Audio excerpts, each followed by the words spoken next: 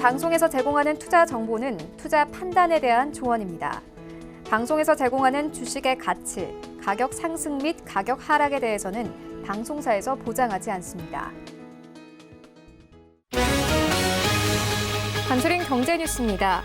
미국 뉴욕 증시 3대 지수가 일제히 사상 최고치를 가리키며 거래를 마쳤습니다. 미중 1단계 무역 합의 체결 기대감과 기업들의 견조한 3분기 실적 등이 증시를 상승세로 이끌었습니다.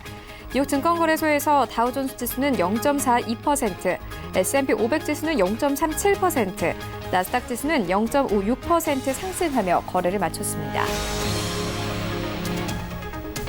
시진핑 중국 국가주석이 미국과의 1단계 무역 합의 서명을 마무리 짓기 위해 미국 방문을 검토하고 있다고 블룸버그 통신이 현지 시간 4일 보도했습니다. 블룸버그 통신은 중국 관리들은 시 주석의 미국 국빈 방문을 기대하지만 방문 형태와 관계없이 방미 자체의 개방적인 입장이라고 전했습니다.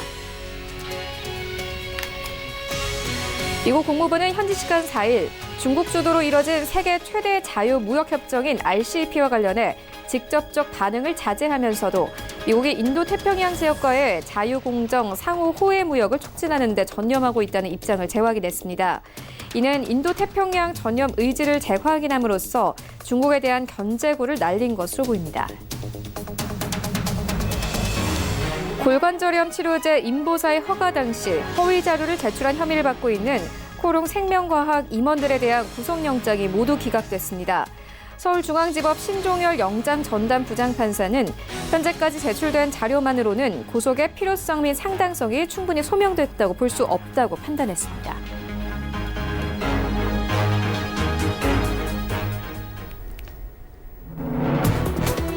네, 시청자 여러분 안녕하십니까. 출발 증시 와이드 1부 시작합니다. 최윤입니다. 어제 우리 증시 양지수 모두 상승하며 거래를 마쳤습니다. 코스피 시장은 1% 이상의 강세를 보였는데요. 20일 이동평균선마저 상회를 하면서 어제 시장에서 2130선까지 올라왔습니다. 지수가 오르면서 관련 종목들이죠. 증권주가 크게 올랐습니다. 더불어서 IT 투톱 종목인 삼성전자와 SK하이닉스가 큰 폭으로 올랐는데요. 어제 시장에서 SK하이닉스 52주 신고가를 경신하기도 했습니다. 코스닥 시장도 1% 가깝게 상승했습니다. 668선까지 올랐는데요. 어제 시장에서 대부분의 종목들은 상승했지만 5G 관련 종목들은 어제 시장에서는 조정받는 모습을 보였습니다.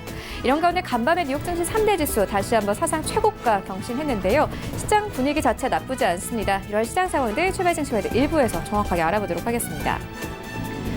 네, 먼저 글로벌 시시각각 시간에는요, 이 사상 최고가를 경신한 뉴욕 증시 3대 지수 리뷰해보도록 하겠고요. 이어서 어제 원달러 환율이 4개월여 만에 이 1,150원대까지 내려왔습니다. 환율 시장 함께 짚어보도록 하겠습니다. 이어서요, 배터리 분야에서 중국이 미국을 압도하고 있다는 분석 나왔습니다. 배터리 시장 전체적으로 짚어보도록 하겠습니다. 네, 이어지는 라이브 이슈타임에서는요, 삼성전자가 어제부터 오늘까지 삼성 AI 포럼 2019를 개최합니다. 함께 살펴보도록 하겠고요. 이어서 최근 신용대출과 자영업 대출의 증가폭이 크게 늘어난 것으로 분석됐습니다. 시장 역량 짚어보도록 하겠습니다. 출발 증시 와이드 1부 지금 출발합니다.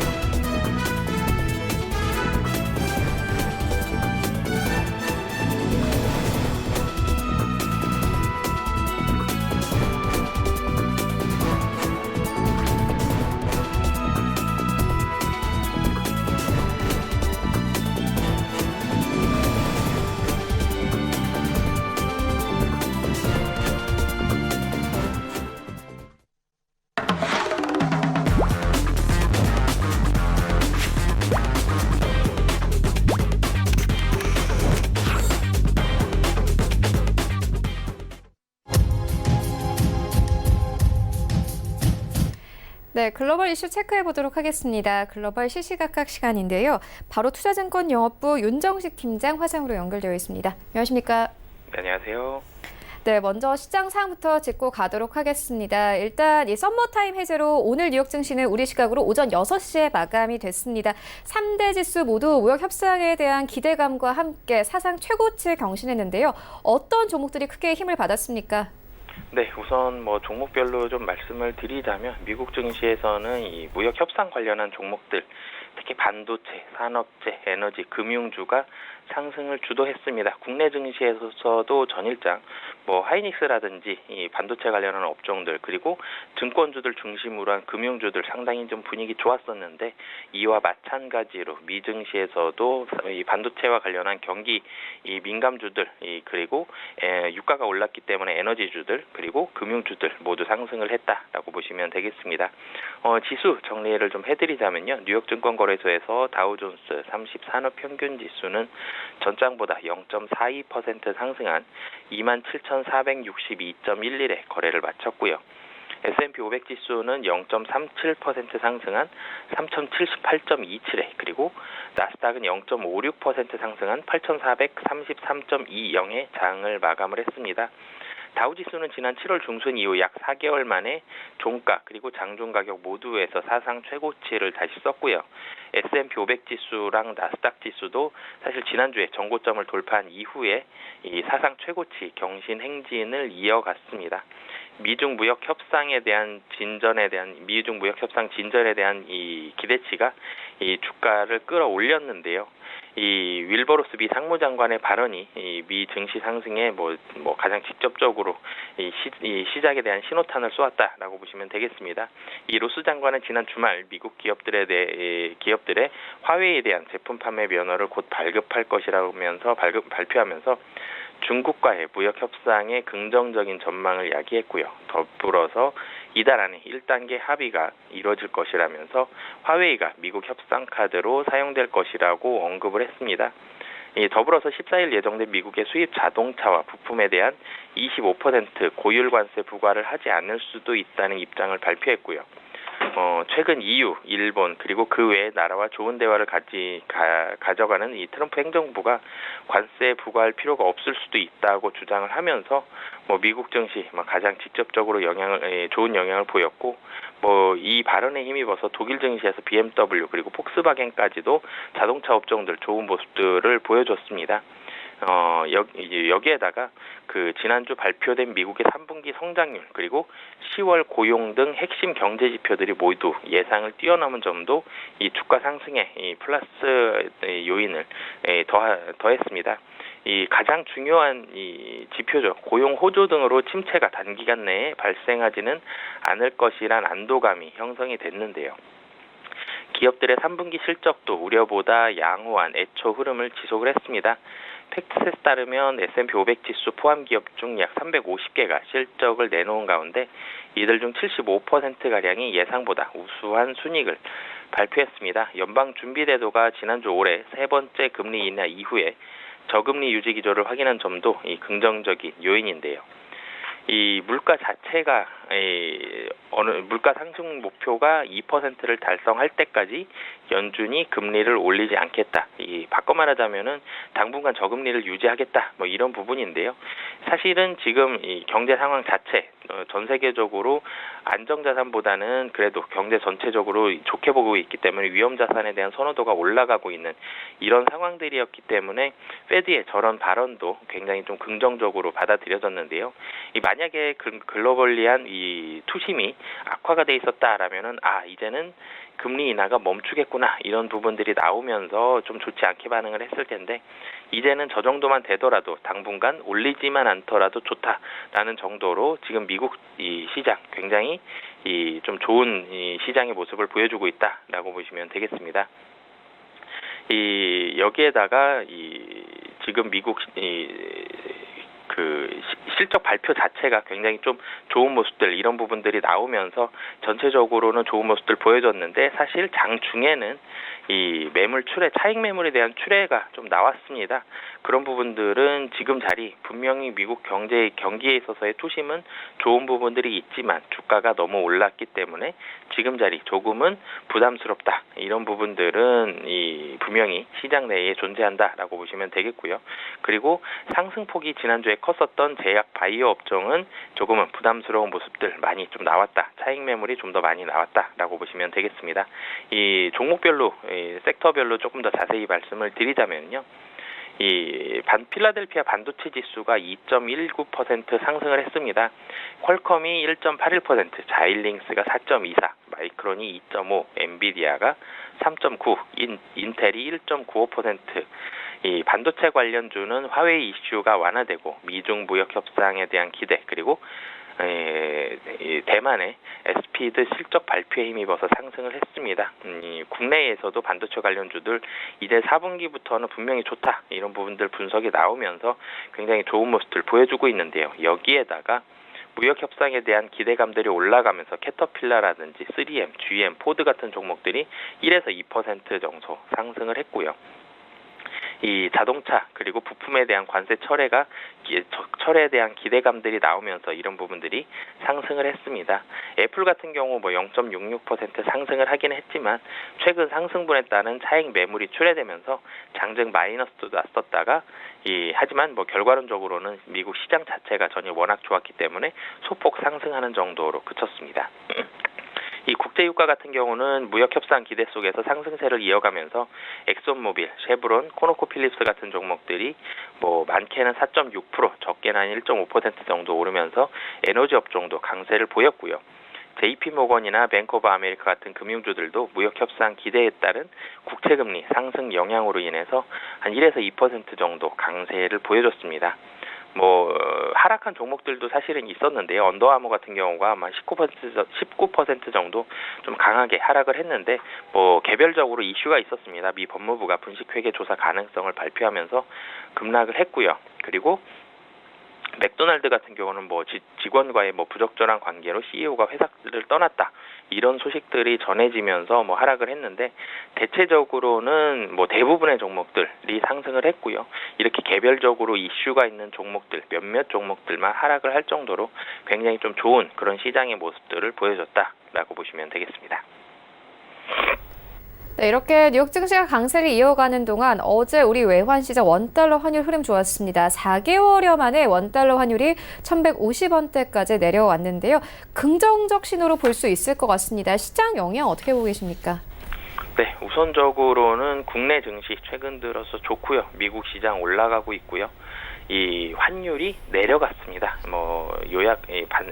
좀 간단하게 말씀을 드리자면은 이제는 다시 한번 위험 자산에 대한 선호 심리 올라가고 있다라고 보시면 되겠는데요.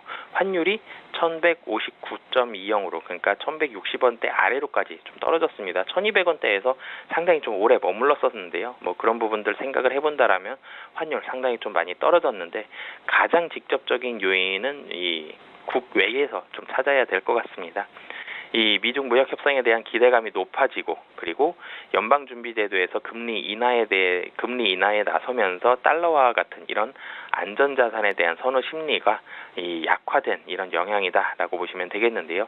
이 원달러 환율이 하락 안정된 것은 사실은 펀더멘털 아직까지는 좀 약한 우리 경제에는 긍정적인 부분인데요. 이 원달러 환율이 이 미중 무역 분쟁 격화 직전이죠. 지난 4월 말 이 G20 정상회의 때 이 수준으로 돌아간 상황이다라고 정도로 보시면 될 것 같습니다. 이 미중 간 고위급 무역 협상을 개최한다는 소식이 전해진 지난 9월부터 원달러 환율이 하락하기 시작을 했는데요. 상당히 좀 강세를 많이 보여줬었습니다. 하지만 이때부터는 이 불안 심리가 크게 안정이 되면서 이 안전자산에 대한 선호 심리 약화가 됐고요. 여기에다가 노딜 브렉시트 관련한 불확실성도 사실은 10월 들어서 상당히 좀 줄어들었습니다. 이런 부분들이 이 원화에 대한 강세, 그러니까 달러에 대한 약세가 이 약세를 유발했다라고 보시면 되겠는데요. 하지만 이 국외에 조금 사실은 의존하기보다는 국내 수출이 회복되는 게 좀 더 중요할 것으로 보여집니다. 국내 경기 흐름에서 가장 중요한 게 이 수출인데요. 이 사실은 글로벌리한 이런 이슈들로 인해서 움직이기보다는 수출에 대한 부분들, 수출을 얼마나 많이 하고 적게 하느냐, 그래서 국내에 달러가 얼마나 많이 있느냐, 이런 부분들로 인해서 사실은 원달러 환율이 결정이 돼야 되는데요. 지난해 12월부터 11개월 연속 수출이 마이너스 행진을 이어오고 있습니다. 이런 부분들이 사실은 지금 사실 이 미중 무역 분쟁이 완화가 됐고 노딜 브렉시트에 대한 우려감도 많이 줄어들었으면 1,150원이 아니라 더 떨어졌어야 되는데 사실은 덜 떨어진 거거든요. 이 1,200원대에서 빨리 떨어져서 그렇지 예전처럼 수출이 지속적으로 플러스를 이어왔었다면은 지금은 1,100원 아래로 떨어졌을 것으로 보여집니다. 그렇기 때문에 이런 수출이 언제 얼마나 빨리 수출이 플러스로 돌아서느냐, 이런 부분들을 좀 더 봐야 되겠는데요.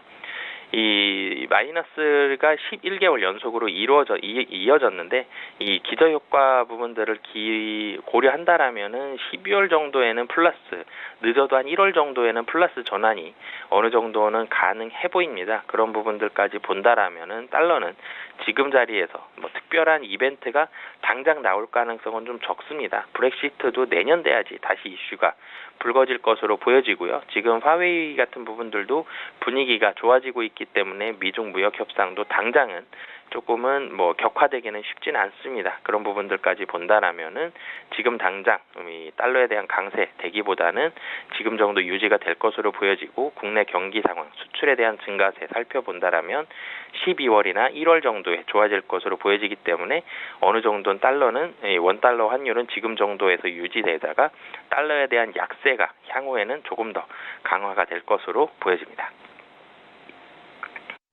네, 원달러 환율 흐름 짚고 왔고요. 이어서 우리 시장의 경기 상황 조금 더 짚고 가도록 하겠습니다.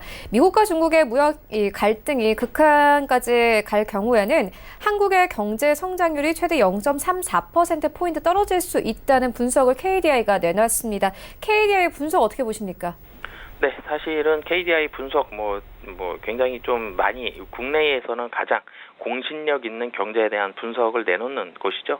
이 미국과 중국이 관세를 부과해서 떨어진 한국의 경제 성장률이 최대 0.34%포인트 떨어질 수 있다, 이런 부분의 보고서를 내놨는데요. 중국의 수출 감소보다 중국 내 수요 위축이 이런 영향이 더 크다는 분석입니다. 조금 정리를 해보자라면은 중국에서 미국으로 나가는 부분들이 감소를 했고, 그리고 미국이 중국을 경제적으로 압박을 하고 있기 때문에 중국에서 외국으로 나가는 수출, 그리고 중국 내에서의 내수 위축으로 인해서 국내에서 중국으로 가는 수출이 감소하게 되고, 이렇게 된다라면은 한국의 경제 성장률이 악화가 된다, 이렇게 좀 정리를 해볼 수 있겠는데요. 한국의 총 수출에서 중국 비중이 사실 4분의 1이 넘습니다. 26.8%가 되고요. 미국이 12%이기 때문에 미국의 2배를 초과합니다.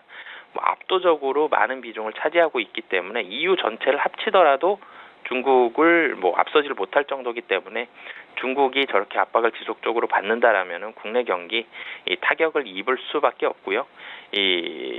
미국이 최근 들어서 분위기 좋아지고 있고, 화웨이를 포함한 다른 기업들도 제재를 어느 정도 완화시켜주고 있는 부분들은 국내 수출에서는 대중국 수출에서는 굉장히 그래도 긍정적인 영향을 미치고 있다라고 보시면 되겠습니다. 중국에서는 여기에다가 정부의 정책적인 그런 여력도 아직까지 여력이 좀 있습니다. 기준금리가 4.35%, 지급준비율이 13%로 추가 인하 여력이 있기 때문에 이런 부분들까지 본다라면은 중국 쪽에 있어서의 KDI는 사실은 가장 안 좋은 위치까지 0.34%포인트까지 떨어질 수 있다라고 했기 때문에 거기까지 떨어지기는 좀 쉽진 않아 보이고요.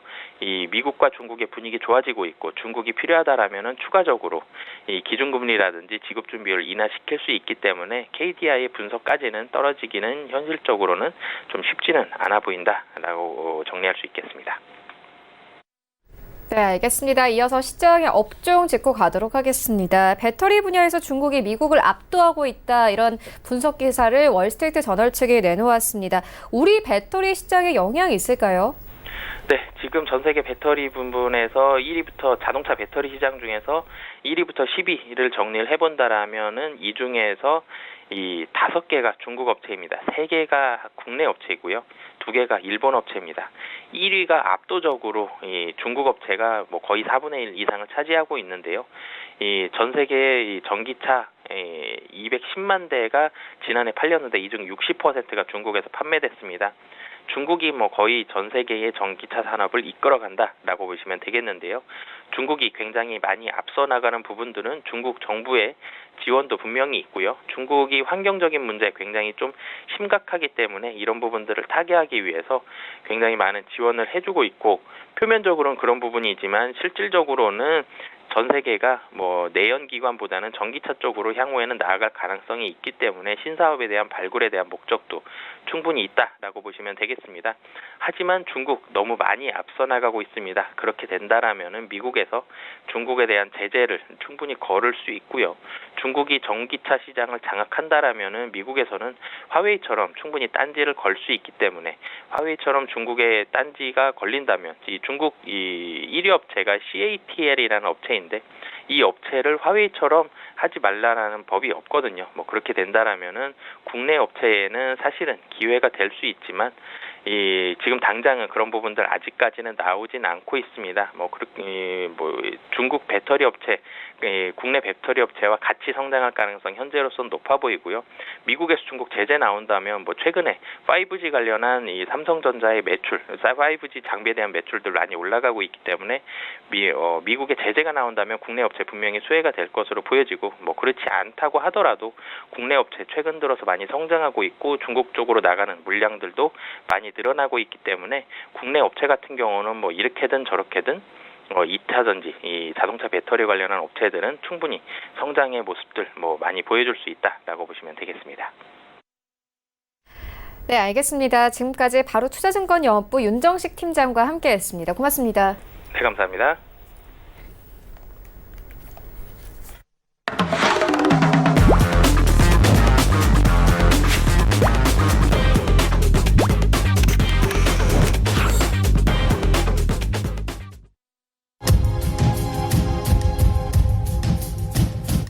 네, 국내 시장 쟁점 함께 분석해 보도록 하겠습니다. 라이브 이슈 타임인데요. KTB 투자증권 이성훈 과장 전화 연결되어 있습니다. 안녕하십니까?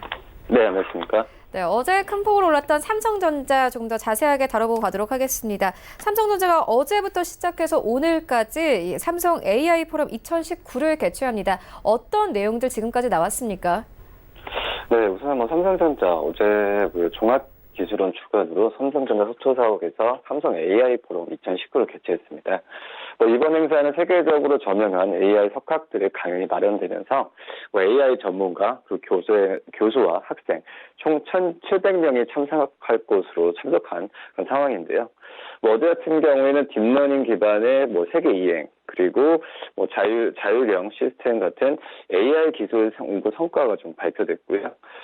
우선 지금 삼성전자 종합기술원 몬트리올 AI 랩장인 몬트리올 대학교 사이먼 라코스테 줄리안 교수들 연사로 좀 참여했습니다.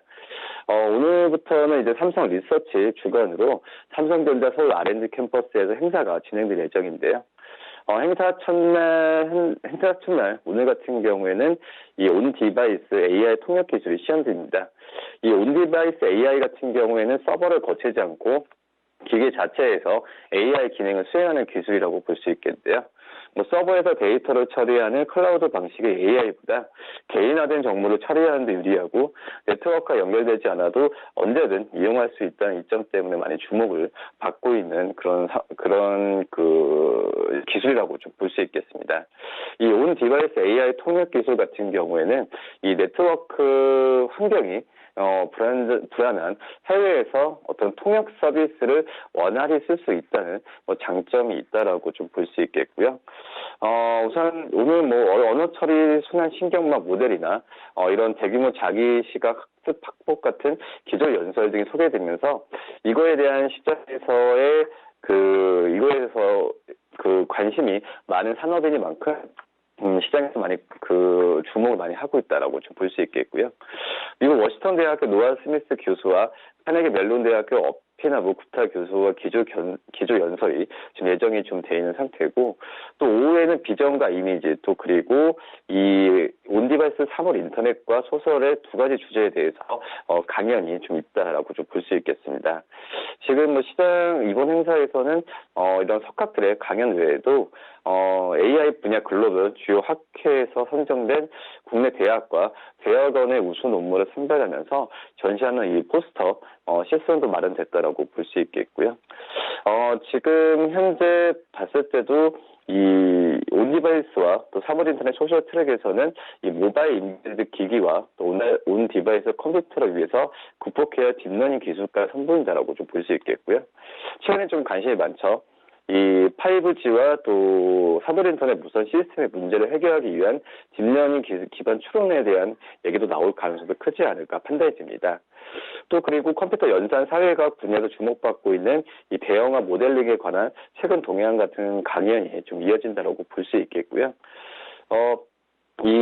지금 말씀드렸듯이 온 디바이스에 대한 통역 기술이 이번에 시장에서도 그렇고 주식시장에서 관심이 갖는다라고 볼 수 있는데, 이 삼성전자는 2017년에는 기계 번역, 또 2018년에는 음성인식 기술을 시연한 바 있다라고 볼 수 있겠고요. 우선 이 AI 기술 같은 경우도 이미 사회 전반에 광범위한 영향을 좀 미치고 있는 상황이기도 하겠지만, 세계적 연구자들과 함께 AI 기술 미래 발전 방향을 제시하고 세상을 이롭게 할 수 있는 전략에 대한 고민하는 자리를 좀 만들지 않을까 좀 생각이 되고 있습니다. 그렇기 때문에 올해 이번에 AI 포럼 같은 경우에는 삼성전자의 향후의 비전에 대한 부분을 좀 갖고 가지 않을까 생각이 되고 있고요. 우선 세상을 이롭게 할 수 있는 전략이라는 모토를 세웠기 때문에 삼성전자에 대한 어떤 포부가 좀 크지 않나 이렇게 좀 판단이 됩니다. 네, 삼성전자 AI 포럼 2019 부분을 짚고 왔는데 이제 최근에 좀 시총 상한제에 대한 이야기가 나오면서 조정을 살짝 받기도 했습니다. 어제는 큰 폭으로 오르긴 했지만요. 이렇게 좀 AI 관련 이야기가 계속 나오면 시장에서 계속 큰 힘을 받을 수 있을까요? 지금 현재 삼성전자는 새로운 어떤 먹거리 산업으로 AI 산업을 좀 제시한다라고 좀 볼 수 있겠고요.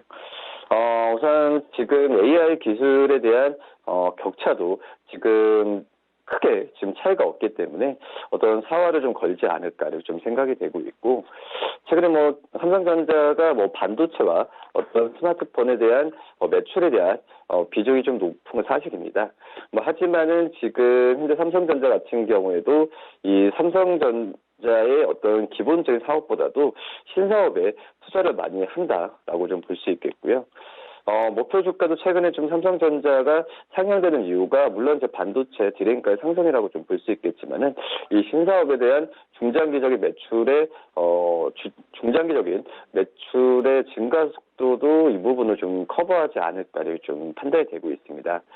삼성전자 4분기 때는 반도체 이익 개선이 뚜렷하게 나타날 가능성이 크다라고 볼 수 있겠고, 증권사들 같은 경우도 목표가를 63,000원까지 최고로 좀 잡고 있기 때문에 이 삼성전자가 보유한 어떤 낸드 재고나 이런 부분에 있어서 정상적으로 온다고 한다면 이런 호실적과 목표 주가에 대한 어떤 신뢰감이 더 높아지지 않을까 이렇게 좀 생각이 됩니다. 네, 그렇다면 SK 하이닉스도 계속 힘 받을 수 있을까요? 네, SK 하이닉스 같은 경우에도 마찬가지라고 좀 볼 수 있겠죠. 역시 시장에서의 SK 하이닉스의 주가도 지금 현재 봤을 때는 좀 긍정적으로 좀 갈 가능성이 좀 높지 않나 이렇게 좀 생각이 좀 되고 있습니다. SK 하이닉스 같은 경우에도 삼성전자 주가가 1년 5개월 만에 최고고, SK 하이닉스 52주 신고가를 쓰고 있는 이런 분위기는 하반기 때, 그러니까 4분기 때죠. 11월과 12월 두 차례 남았는데 좀 긍정적으로 갈 가능성이 있다라고 생각이 되고 있고요. 디램업황에 대한 개선세, 그리고 지금 현재로 봤을 때도 이 디램업황 개선세는 이 연말에 가더라도 이 가격 상승 추세는 계속 나오지 않을까 이렇게 좀 판단이 되고 있습니다. 네, 알겠습니다. 이어서 다음 이슈로 옮겨가 보도록 하겠습니다. 금융 안정을 위협할 약한 고리 경고 등이 켜지고 있습니다. 최근 신용대출과 자영업 대출의 증가폭이 크게 늘어났는데요. 어느 정도입니까? 네, 우선 지금 현재 대출 연체율이 오르고 있는 현재 상황이기 때문에 관심이 많이 간다라고 볼 수 있겠고요. 우선 국내한 시중은행장은 지금 최근 기자 만나면서 은행권 전반의 위기감 이렇게 설명했습니다. 경기 침체의 폭이 전례 없이 크다는 게 이유라고 볼 수 있겠는데요. 특히 지방부터 경기가 가라앉는 속도가 좀 빨라지고 있는데 내년의 경영 환경은 만만치 않을 것이라는 부분을 토로했습니다. 우선 번 돈으로 이자도 못 내는 좀비 기업의 급증이 좀 많이 나와주고 있고 자영업에 문 닫는 자영업도 많은 상태에서 이 지금 현재 봤을 때는 은행에 대한 변동금리에 대한 위험 부분이 좀 많이 부각이 되고 있는 상황이라고 볼 수 있겠고요. 이 금융안정을 위협의 약한 고리 경고등이 좀 켜지고 있는데 최근에 신용대출과 자영업대출의 증가폭이 커진 게 대표적이라고 볼 수 있겠습니다. 우선 5대 시중은행에서만 자영업대출이 2조 넘게 늘었고요. 금융혈맥은행이 건전성 강화로 몸을 움츠리면은 이 돈맥 경화죠. 뭐 이런 얘기도 하고 있는데 돈맥 경화 현상을 심화될 수 있는 우려가 나와주고 있다고 볼 수 있겠고요. KB국민, 신한, 또 KB 하나, 또 그리고 농협은행의 대출 현황을 좀 봤던 걸 본다고 한다면 작년 한 달 새 5대 은행의 개인 신용대출은 무려 1조 6,894억 원 증가했습니다. 전달인 9억 5,111억 원 대비해서 3배 넘게 급증한 것이라고 볼 수 있겠고요.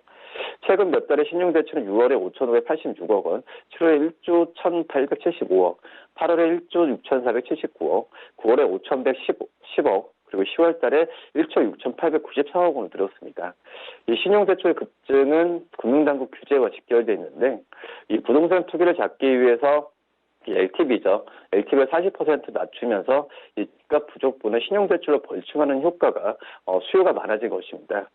요즘 시중은행 창구에서도 부동산 문의가 부쩍 늘고 있는 상황인데 이 신용대출 최대한 받아 집을 사려는 수요가 많아졌다는 인식입니다. 대출 규제의 풍선 효과라고 볼 수 있겠고요. 하지만 일각에서는 가계대출의 질이 나빠졌다는 비판이 나와주고 있습니다. 신용대출은 전형적인 변동금리 단기 대출입니다. 예상치 못하게 출렁이는 시장 변동성에 취약하다고 볼 수 있겠고요. 담보가 없어도 상대적으로 금리도 높은데 주요 은행의 신용대출 금리 평균 3% 중후반대입니다. 지방은행의 경우는 4, 5%인데요. 현 정부 들어서 주택담보대출 증가는 그전에 전부도 낮아졌지만 이 풍선 효과로 신용대출은 한때 15% 가까이 급증했다는 의견이고요. 이 자영업 대출에 폭적으로 좀 주목할 만한 상황입니다. 5대 은행의 자영업 대출은 2조 264억 원 늘었는데요. 최근 몇 달의 자영업 대출 증가액은 6월에 1조 3,924억, 7월에 1조 8,329억, 8월에 1조 9,705억, 9월에 또 1조 5,594억, 10월에 2조까지 넘는 부분은 확대되고 있는데 이 한국은행 통계를 보면은 올해 2분기 소매업의 은행 대출 증가율은 7.5%로 2011년 4분기 이후 7년 반 만에 최고치를 기록했고요. 이 도소매업은 대표적인 생활 밀착형 자영업입니다. 이 자영업 종사자 수 기준으로 전체 27.6%에 달한다고 볼 수 있는데요. 우선 신용도가 높은 대기업이 은행 대출을 줄이는 것과 대조적이라고 볼 수 있겠고, 이를테면 국민은행의 대기업 대출 잔액은 지난달 말에 15조 5,313억 원으로 작년 말에 18조 2,464억 원과 비교하면서 10개월 만에 2조 7,151억 원이 급감했습니다. 이제 문제는 자영업 대출의 부실화 가능성인데요. 신용평가사 KCB의 산출 수치를 본다고 한다면 작년 말에 자영업대출의 연체자수 비율은 1.54% 나왔고요. 전년 1.33% 대비해서 0.21% 상승한 것입니다. 우선 침체의 골이 깊어진 올해는 연체자주 비율이 추가 상승했을 거로 점쳐지는데 우선 자영업 과밀화로 새로 문을 연 자영업자 실패 확률이 높아질 수 있다는 부분이고요. 이 대출 부실화 우려가 커질 수 있다고 부분을 지적했습니다. 이 자영업 대출은 금리 측면에서도 위험이 적지 않습니다. 현재 KB은행과 신한은행의 자영업 평균 신용대출 금리는 각각 4.75, 4.77%인데요. 이 가계대출보다 높습니다. 우리은행, 또 KB은행, NH농협은행도 마찬가지고요. 일부 지방은행의 경우 6%가 넘는 경우도 있는데 이 자영업대출 연체율의 절대적인 수치는 아직은 낮은 편이지만 이 대내외 경기를 예측하기 어려우면서 내년엔 더 철저하게 관리해야 된다는 게 이 은행들의 입장이라고 좀 볼 수 있습니다. 네, 이어서 종목 짚고 가도록 하겠습니다. SKC 코오롱 PI의 인수전이 본격화됐습니다. 두 업체의 2파전으로 압축이 됐는데요. 자세한 내용 살펴봐 주시죠. 네, SKC코론 PI 매각이 본립 차례에서 이 사모펀드죠. PF 운용사 MBK 파트너스가 빠지고 한행 컴퍼니와 글렌으로 프라이빗 에쿼티가 참여했는데요. 한마디로 인수전이 입하전으로 압축되면서 시장에선 최근 주가 기준의 밸류에이션은 과하다는 평가도 나와주고 있습니다. 우선 SK코론 PI 매각을 위한 본입 차례 한행 컴퍼니와 글렌우드 PE가 참여했는데 우선 가장 MBK 파트너스 참여하지 않았다는 점에서 봤을 때 시장에서의 관심이 좀 많이 높아졌다라고 볼 수 있겠고요. 최근에 SK코론 PI의 주가가 상승하면서 인수 가격에 대한 부담을 많이 느끼는 것으로 생각이 되고 있습니다. SK코론 PI는 올해 전년 동기 대비해서 부진한 실적을 기록했는데 우선 지난달부터 주가 상승 곡선을 그리고 있는데요. 올해 3분기 누적 매출액은 1,669억 원, 영업이익은 275억으로 전년 대비 17.9%, 47% 감소했고요. 반면에 제 주가는 9월 말에 28,150원에서 20% 이상 올랐다고 볼 수 있습니다. SK코론 PI 현재 시가총액은 1조 원을 넘었고요. 매각 대상 지분은 54.06%의 현재 시장 가치는 약 5,450억입니다. 경영권 프리미엄을 더할 경우에 매각 가격이 최대 7천억 원에 달할 수 있다는 분석인데요. 하지만 인수 후보자 사이에서는 7천억 원 너무 과하다는 평가가 지배적입니다. SK코론 PI 올해 상반기 말에 자기 자본은 2,404억 원인데 올해 3분기 누적 순이익은 148억 원으로 연환산한 연간 추정 순이익은 약 197억으로 현재 시장 가치는 PER 50배 이상입니다. 인수 후보 사이에서 밸류에이션에 대한 고민이 커질 수밖에 없는데 시장 일각에서는 시적 부진에도 불구하고 SK코론 PI 주가가 오르자 인수 후보들 난감할 수 있다는 평가가 나오기도 했고요. 이 SK코론 PI의 필름 제조 SK코론 PI는 이 PI 필름 제조 기업인데 최대 주주는 SKC와 코론 인더스트리로 각각 27%의 지분을 보유하고 있습니다. 이 폴리이미드 필름의 전방 산업인 모바일, 디스플레이, 그리고 반도체, 그리고 차세대 에너지의 성장이 좀 기대된다고 볼 수 있겠고요. 특히 글로벌 PI 시장 점유 1위 기업으로 시장 지배력이 강점으로 꼽히고 있다고 볼 수 있겠고, 우선 매각 측은 곧 우선 협상 대상자를 선정하고 향후 주식 매매 계약을 체결하기 위한 마지막 협상을 이어갈 것으로 전망이 되고 있고요. 증권상 관계자는 이 SK코론 PI의 안정적인 이익 창출 능력은 이 사모펀드의 구매를 당기는 매력적인 요인이지만 현재 시장 가치를 기준으로 밸류에이션을 할 경우에는 가격에 대한 이견이 있을 수밖에 없을 것이라면서 남은 매각 과정에서 얼마나 가격에 대한 이견을 좁힐 수 있을지가 매각 성사 여부의 관건이 될 것이라고 좀 판단을 했습니다. 네, 알겠습니다. 그리고 어제 우리 증시가 코스피는 2,130선까지 올랐습니다. 이렇게 할로윈 효과라고도 하잖아요. 계속 상승세 이어갈 수 있을까요? 네, 우선 4개월 만에 2,130선에 진입을 했는데요. 증권가에서도 11월에도 증시가 원만한 상승 흐름을 보일 것으로 전망을 하고 있습니다. 이 증권사들의 11월 코스피 전망치를 집계한 결과 코스피 상단 예상치는 2,200선, 하단 예상치는 2,030선이라고 볼 수 있겠고, 우선 2,200선은 삼성증권에선 제시를 했습니다. 이유는 단기 매물 소화 후에 완만한 상승세를 지속할 것이라는 설명인데요. 9월의 가파른 상승 대비해서 10월은 약간의 속도 조절이 있었는데 중기적 펀더멘털 회복 추세는 이상 없다라고 얘기했고, 특히 올해의 실적 부진은 시장 가격에 대부분 반영됐고 시장의 관심은 2020년 회복으로 이동 중이라고 설명했습니다. 8월부터 이익 전망 회복이 지속된 현재 상태에서 이 12개월 EPS 증가율 전망은 글로벌을 추월했다고 볼 수 있겠고요. 이 PBR 밸류에서 0.8배 초반 수준으로 6개월 이상 보유를 고려할 때 여전히 긍정적인 진입각이라고 분석했습니다. 우선 IBK 투자증권에서도 이번 달 증시는 대외 리스크의 분위기 속에서 완화되는 쪽으로 가고 있다고 볼 수 있겠고요. 이 펀드멘탈 측면에서는 개선이 기대되면서 완만한 상승을 보일 것으로 전망했습니다. 우선 지난달에 주식시장은 미중 고위급 무역 협상에서 1차 합의를 이끌어내면서 지수가 완만히 상승했는데 이러한 모습은 이어질 것이라고 높다는 판단이고요. 미국과 중국의 무역 협상에 대한 우려보다는 확인되는 긍정적 모멘텀에 따라서 이 주식시장에 접근하는 건 적절하다고 판단을 하고 있습니다. 한마디로 증권가에서는 공통적으로 추천하는 업종 본다고 한다면 이 IT, 반도체, 자동차, 헬스케어, 전기전자 등인데요. 이 자동차 기계, 반도체, 그리고 음식료, 유통, 화장품 업종에 대한 투자 의견은 비중 확대로 제시하고 있는 상태고요.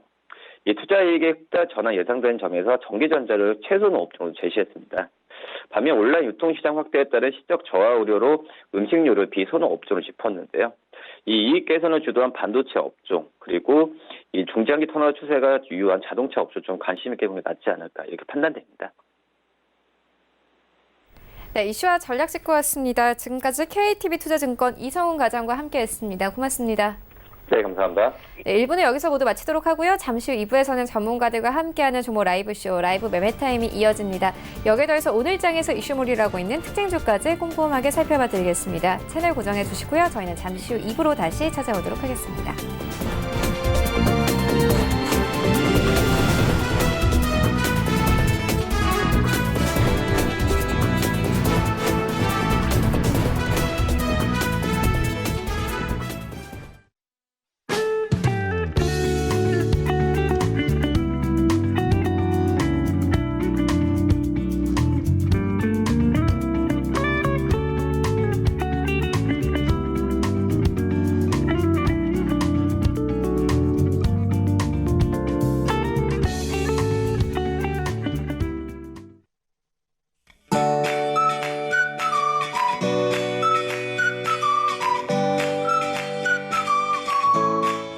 안녕하세요. K웨더 라이프스타일 리보 박유라입니다. 오늘도 일교차가 크게 벌어집니다. 아침 기온을 보면 서울은 8도, 대구는 5도까지 떨어져 다소 추운 모습인데요. 이에 따라 강원 산지와 경북 북동 산간으로는 서리가 내리고 얼음이 언 곳이 있습니다. 하지만 낮에는 기온이 크게 오릅니다. 서울은 19도, 대구는 21도까지 올라 선선하겠는데요. 환절기 감기에 걸리지 않도록 조심하셔야겠습니다. 공기질은 대체로 보통 수준을 보이겠지만 충남과 전라도를 중심으로 먼지 농도가 높게 오르겠습니다. 국내외 오염물질의 영향을 받기 때문인데요. 오전부터 나빠지기 시작해 오후에는 나쁨 단계까지 오르겠습니다. 이 지역은 외출 시 마스크를 꼭 챙기셔야겠습니다. 이 시각 위성 영상입니다. 대체로 맑은 하늘이 보이고 있지만 제주에는 산발적인 빗방울이 떨어지고 있고요. 내륙을 중심으로는 짙은 안개가 껴 있습니다. 아침까지는 안전운전 하셔야겠습니다. 오늘은 중국 북부지방에서 남동진하는 고기압의 영향을 받겠습니다. 다음은 자세한 지역별 날씨입니다. 중부지방 대체로 맑겠고요. 낮 한때 가끔 구름 많겠습니다. 낮 기온 서울과 대전, 청주 모두 19도까지 오르겠습니다. 동해안 맑은 하늘이 펼쳐지겠고 공기도 깨끗하겠습니다. 낮 동안 20도 선까지 오르겠습니다. 남부지방 대체로 맑은 가운데 아침에는 쌀쌀하지만 낮에는 기온이 크게 올라 선선하겠습니다. 광주는 20도, 대구는 21도가 되겠습니다. 바닷물결은 대체로 잔잔하게 일겠습니다. 기온은 갈수록 내림세를 보이면서 날이 점점 더 추워지겠고요. 목요일과 토요일 사이에는 동해안을 중심으로 비 소식이 있을 전망입니다. 기상정보였습니다.